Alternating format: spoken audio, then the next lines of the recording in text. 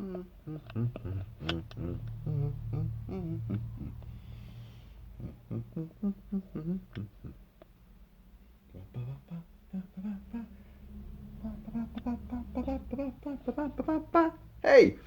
Hey folks, Kilt-Man here. Kilt-Man at your service. Cheers you all. First of all, I want to say a great big thank you to everyone who wished me and Mrs. Kilt-Man a big happy birthday yesterday. For it was our birthday yesterday. Although, as you can no doubt see and ascertain, the revelry and the merriment goes on and on. But in the last few videos, I've kind of been alluding to this big slice of 18th century chunk of solid oak wood thing which has arrived. And you've just had a bit of a little tour of this thing. And there it is. There's the top of it there. As you can see, I have now made it my own somewhat. There's Plissken baby and another shrine to King Kurt. There's the thing. Sadly, although, you know, I love Macready and I love the entire movie The Thing, I don't want to watch huskies getting assimilated by a tentacled alien parasite creature from hell, and then Macready shooting huskies in the kennel, being a proud owner of a husky dog myself. But there it is. It's a good figure as well, that. A good figure. So yes, there's lots of whiskey has been appropriated. But, I mean, Mrs. Kilt-Man is out with said husky at the moment, so brushing away the cobwebs from a hangover. But, so these things, these figures, sadly aren't going to stay there. But this will be somewhat of a proper old Poldarkian, piratical old tavern style feature. So, let's have a little look around it. Now, you know, I am no expert on vintage antique furniture. I don't even know what to call this because it's not really a bar. It's like a sideboard, isn't it? It's a great big sort of, you know, I don't know. Well, there's plenty of alcohol here, which kind of does make you think, yes, it's a bar. But these lovely sort of glass windowed pieces here, those two are doors there. But the problem with that is that the ancient hinges are gone. So you can't actually open. You can take them off and get inside there, but, you know, we might need to get someone to look at that and have a go and see if they can actually, you know, work some hinges into them. Not my forte, gotta say. Right, but you've got a couple of shelves under here. And it's a lovely ornate piece of, you know, woodworking, certainly. And you can definitely see it's vintage. Round the back, by the way, it's completely solid. There are no shelves, there's no way into it from the back. So it's not like you can put, you know, drinks and stuff behind there or what. But it's probably gonna come out a little bit further, and there's gonna be some shelving going on in there. So if I'm doing videos, I'll have props and accessories abundantly, you know, at my disposal. But it is a lovely piece. I mean, it's awkward trying to film this, so you get like some kind of impression of it. I also like this sort of, you know, angled feature, which reminds me of, you know, sort of a ship, a galleon at sea, a 16th, 17th, 18th century, you know, warship or galleon or frigate, you know, a ship of the line, because, you know, the way it's angled there and these sort of quartered windows, I think it's great, you know. And like we saw this in the junk shop, which literally is just over the road, over that way, just over there. As I said in the previous video, we've been here for many, many years and I've never seen that shop open. And then we got wind that it was closing down. So Mrs. Kilt-Man zoomed over there the other day and she went, I've seen something that you're going to like, you're going to want. And so I went over and we both went over. And I went, that's the thing you saw, isn't it? And she went, yeah. So here it is, folks. Get rid of that. It's actually giving me a headache. Or is that all the whiskey I consumed yesterday? And, in fact, are still consuming. I won't show you the rest of the room because there was stuff here which has been shunted over there, over that side. And it's got to be got shut off. Or, this house, we are forever moving stuff around from one place to another. We never seem to clear it up. We never seem to get shut. Things just seem to move from one area to another. So the corridors and the halls and the landings shrink because you're forever having to tiptoe and traipse around all this stuff which is piled high. You see, this is the thing. This is the problem of being a collector and a hoarder like myself. Mrs. Kilt-Man never really knew what she was getting into when she took me on board. No, for Christ, I didn't know what I was getting into when I took myself on board. But there you go. Look at that. That's the great Plissken figure. Sadly, it looks more like the actor Taylor Kitsch, or Taylor Kitsch, however you pronounce his name, John Carter, and Lone Survivor. Good actor, and but that does not look like Kurt Russell, although it's a great figure and comes with an absolute enormous assortment of extras, which is wonderful. But and the jacket comes off, and he's got all his weapons. He's got his tracer. He's got his life clock.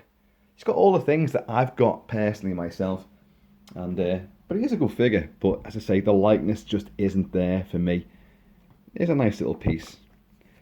Someone mocked up. A New York Post, is Snake Plissken really dead? The speculation continues, and it's all done out with like things from the movie. It's quite clever. The Duke of New York, A number 1. So there you go. Lots of grousage. A couple of gremlins are floating about here as well. But yeah, so let's just take you on that side of things. Those Chinese dragon masks which I showed you. Yeah. Some kind of treasure chest here. See, Mrs. Kilt-Man put stuff down here as well. Let's have a look at this. What's it? Oh. Quint. Reminds me of something. Can't quite think what. Put that back in there. It's obviously valuable. Sneak it round that side. Yeah. Some pub games, of course. Rubik Cube. I mean, the thing is, for me, this is a bar. This is going to be maybe perhaps a little shrine to the slaughtered lamb. We have the pub sign over there. Courtesy of Astrodyne, we have this fantastic, what do you call them? Beer mat. That's the one. So there's lots of potential for it. What I've got to try to remember is that it's not just mine, you know. So, I mean, admittedly, these figures, they're not going to stay there. They're going to be put back. But, you know, I'm just introducing this archaic oaken edifice to what happens in the environs of Kilt Mansion.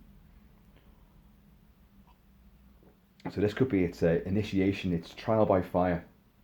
But you'll see some videos done here. I'll get this rigged up some way so that it could be, you know, quite interesting.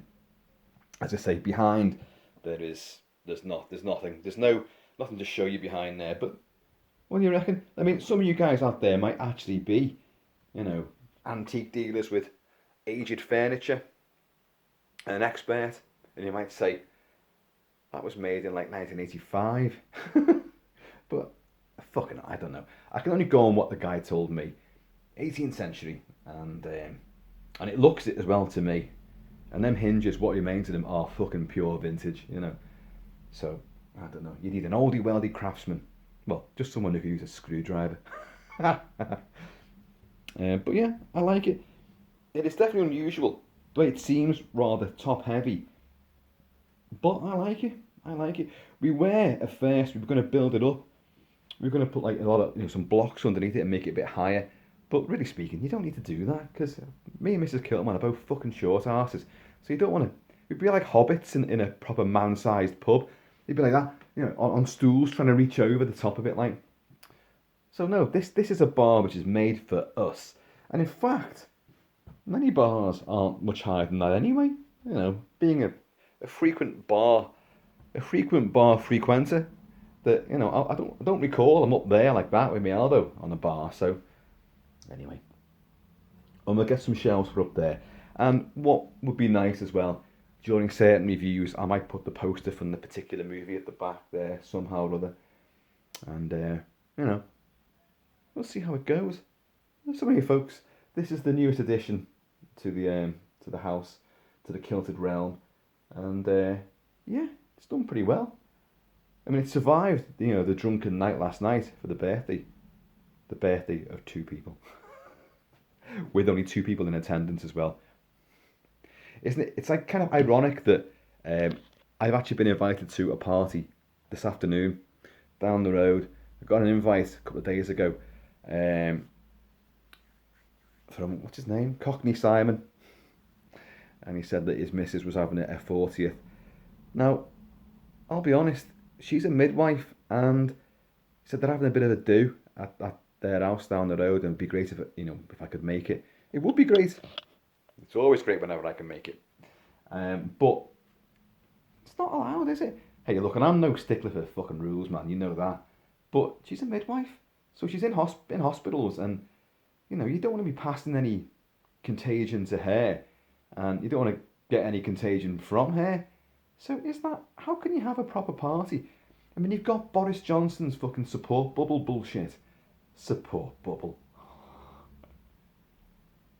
I know a girl who wears 2 very big support bubbles. They're quite interesting as well. I've supported them. No. Don't make up your own version of that one. But you can join with one other household, but that's meant to be, an aged parent or grandparent or whatever. So you're meant to pick and choose who the household that you're going to join with. But everybody else, you're meant to be outside and keep a distance, which doesn't make for a great party. So I don't know, but I'm intrigued. And a few more of these, and I might just wander on down. Hey, because it's still my birthday as well.